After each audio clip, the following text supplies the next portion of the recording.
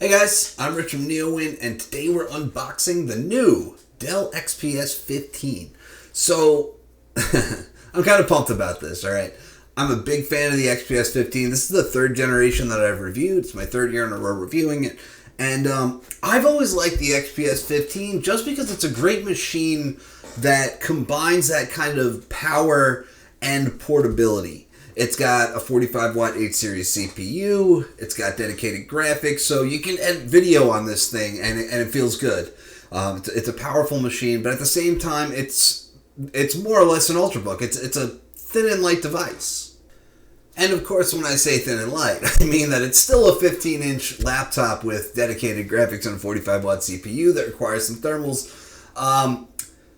Starts at 4 pounds. This one should be 4.5 pounds. It's 4 pounds if you get a 56 watt hour battery, an SSD, and a non-touch display. If you have the 97 watt hour battery and a touch display, that's going to be 4.5 pounds. So I'm not sure of the specs of this one. That wasn't really specific about that, but it should have an OLED display, and that's one of the things that's new this year is a 4K OLED display. It's beautiful. I believe I've only reviewed one OLED laptop before. They're not that common. They're starting to show up more. HP put one in the 15-inch Spectre X360, but HP has never sent me a 15-inch Spectre X360. HP. Lenovo put one in the Yoga C730 15-inch, and that one never came to the US, so I didn't get that one either. I got the ThinkPad X1 Yoga in OLED a couple years ago, and I love it. But yeah, so we're starting to see it though. 15.6 inch 4K OLED panels in a lot of laptops, and that's because they're all using the same display. I don't know if you realize that they're all coming from the same manufacturer. So you're even seeing gaming laptops with 4K OLED displays, and you'll see like Dell has the Alienware M15 now with a 4K OLED display. But the 17-inch model doesn't come in 4K OLED because the panel doesn't exist, and that's the same across the board from different manufacturers because the companies supplying these panels don't make a 17-inch one. So that's why you're starting to see them more and more popular, because there's now a popular 15.6-inch 4K OLED panel. So let's get this guy open. Like I said, should be the OLED model. It's likely a Core i9 model as well. So let's just pull this guy open. There's probably a little box inside. Yes, a little box and some foam. All right. And this is where the laptop is. And usually the way Dell packs these things, it's a little strange to me because that's all that's in that little box. We have the big box here. This is the big box. And inside this big box, we also have our charger, which is heavy on its own. It should be 130 watts. Yes, this is 130 watts. Should say it somewhere. Yes, it says it in very small letters on the back. Then we have our power cord here. So, it's still a barrel charger. Kind of a bummer. Like, you guys know me. I prefer everything to be USB Type-C in 2019, but that's just not what we have today. And the reason for that is actually, I know what you're thinking, but that's not it. Because I've complained about this before, and people say, well, USB Type-C only goes up to 100 watts. Not true. I mean, it's supposed to. But if you have a Dell XPS 15 2-in-1, that only has USB Type-C ports, and it comes with a 130 watt USB Type-C charger. So if we open this up here, we're going to find that the body has not been refreshed. And this was the same deal last year, because remember last year they came out with that 2-in-1 for the first time, and they shipped me that thing. It had this USB Type-C charger, which I still have and use. It'll work on this. That's why I put the charger away, because I'm still going to use that USB Type-C one. They shipped me that, and then they shipped me the XPS 15, and the reason was, well, the body's not refreshed, so that's why, you're not seeing that here. And it's the same deal this year. So let's just open this guy up right here. looks the same, right? It's silver cover, should be carbon fiber interior that we can see. This does have the Core i9 9th gen, so it's actually a Core i9-9980HK. So if you know the H series, that's the 45 watt series. K means that it's unlocked, so I could overclock this CPU if I want to. Okay, so here we have that sweet OLED. The display is a little bit dimmer than I expected, although I'll spend more time with that as I use it. As you can see, the webcam is at the top, and that was not the case last year. All previous XPS devices have had the webcam below the display, and the idea is that Dell has always wanted to minimize the size of the bezels on the sides and the top to make for a more immersive experience. And they used to tell me every time they come out with a new XPS, they'd say, "Hey, did you move the webcam yet?" And they'd say, "Well, how often do you use the webcam?" And I'd say, "Never." And they say, "Well, there you go." So it's true, but when you do use the webcam, you want it to work, right? So they found a way to make the webcam small enough to fit it in that top bezel without sacrificing the bezel size, and that showed up in this year's XPS 13, and now it's made its way to the XPS 15. It's in the new XPS 13 2-in-1, and so on. Okay, so most of the design is pretty much the same. There's, like I said, a Core i9. You look at the specs of this machine, and it's phenomenal. It's we've got the 4K OLED display, like I said. We've got Core i9-9980HK CPU. This is the top end, most powerful mobile CPU that Intel makes. This is it right here. 32 gigs of RAM. We've got a 1 terabyte SSD as well. So there's some power here. The storage is going to be pretty speedy, and it looks pretty nice. I'm very excited about this because I'm a big XPS 15 fan.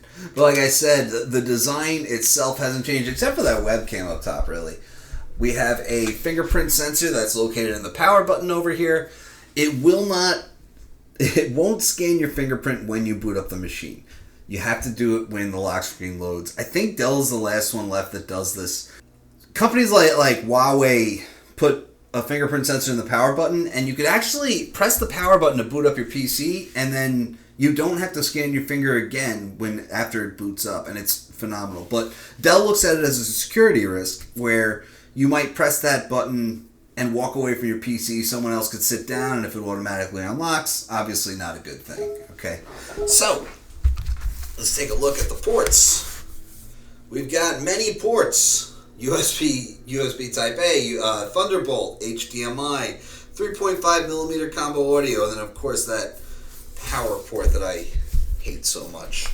Okay, over here, SD card slot, another Type A port. Over here we have a battery indicator, which is kind of cool. And you press that button, you can see how much battery you have left. As you can see, all the lights are lit, which means that it's full, as you can also see on the screen. Just another note about these Type A ports and the HDMI. HDMI is 2.0, and the USB Type A is 3.1 Gen 1. So HDMI 2.0, obviously that'll get you 4K. You're golden with that. And the USB 3.1 Gen 1, what that means is that you get 5 gigabits per second data transfer. It's not exactly the newest technology, but it's going to be fine.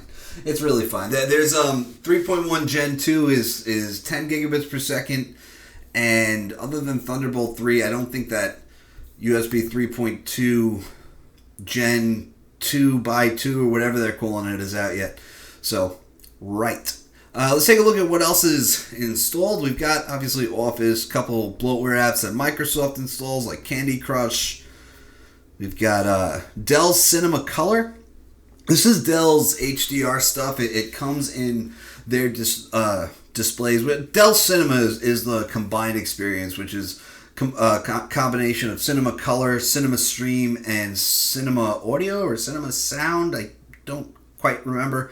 But Yeah, like Cinema Stream, it's similar to what gaming laptops will do, where they would prioritize your network performance for games. This will do it for your streaming video. And Cinema Color is HDR stuff, optimizing for videos, and Cinema Sound is obviously the audio stuff. Dell Mobile Connect, that's a cool app. That'll connect to your phone, and it'll let you send and receive text messages, make and receive calls, mirror your phone screen, and interact with it. And that's something that Microsoft is doing with your phone, which should also be installed if we go to the bottom. And honestly, the third-party stuff, like the one that Dell makes, I find it to be more compatible. Like, you can use it with an iPhone. You can't use your phone with an iPhone. So it's really just your Android phone. Ha! Alright, moving on. Dropbox promotion. That's a promotion. I'll uninstall that. Just like Candy Crush and stuff. Some Intel stuff. Killer Control Center. LinkedIn's another one I'll uninstall. I'm not uninstalling these right now because I will be resetting this, signing up with my Microsoft account and such. Max Audio Pro by Waves. That's where we get into the Cinema Sound or Cinema Audio, whatever it was. And then let's see what else. Yeah, most of it's pretty standard. Nvidia GeForce Experience. That's where you're going to get your Nvidia drivers. Supportive systems where you get your Dell drivers. So basically you have to get updates from 3 places, which is common for anything, and I hate it, but it is what it is. That's life these days. If you get a PC that's not made by Microsoft and it has Nvidia graphics, you're going to have Windows Update for Windows updates.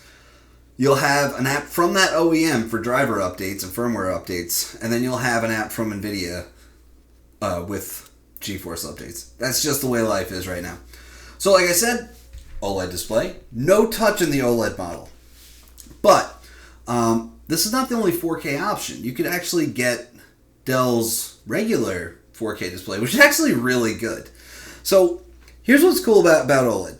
Some pixels can be turned off, which is why you can't really see where the screen ends and the bezel begins. And OLEDs provide true black.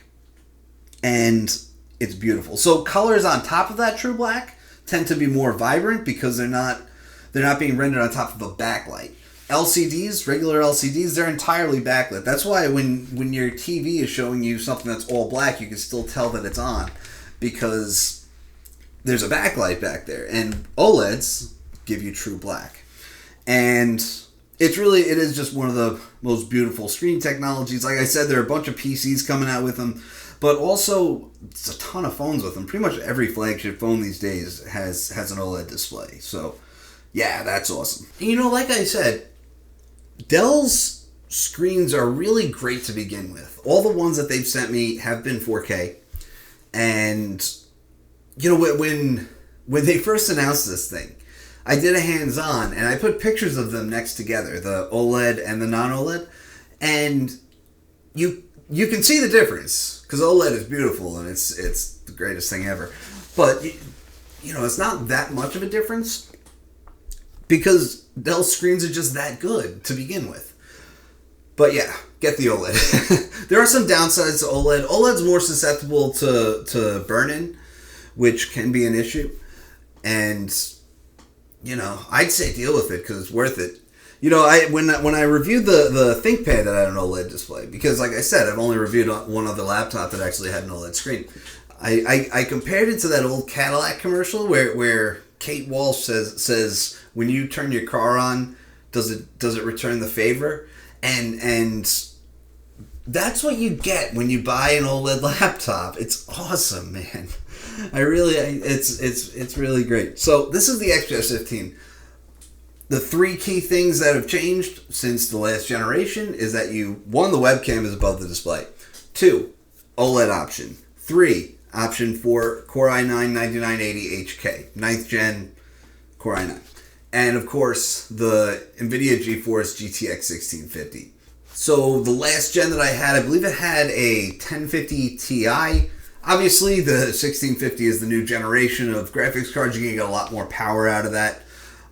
Also, there was the XPS 15 2-in-1, which used the Kaby Lake G processor. And if you're unfamiliar, that's an Intel processor that has AMD graphics on the die. But the XPS 15 proper, the clamshell lineup, has traditionally used Nvidia graphics. So now we got the new generation of that, the new generation of the Intel H series CPU, which is octa-core. So you get 16 threads. So octa-core, Core i9, 32 gigs of RAM, terabyte SSD, GeForce GTX 1650. It's powerful stuff. Combined with a 4K OLED display, I mean, this is like the dream laptop for me. And it really depends what you're into, though, because if you're not making use of that dedicated GPU, then you're also not making use of that 45-watt CPU. So you're really just sacrificing battery life. You can get an Ultrabook with a U-Series 15-watt processor and integrated graphics and an OLED display, and you'll do just fine. Check out an XPS 13. It's not OLED, but like I said, Dell's screens are pretty beautiful to begin with. So I'm going to have a review on this in a couple of weeks. Stay tuned for that. I'm Rich O'Neowin. Have a great night.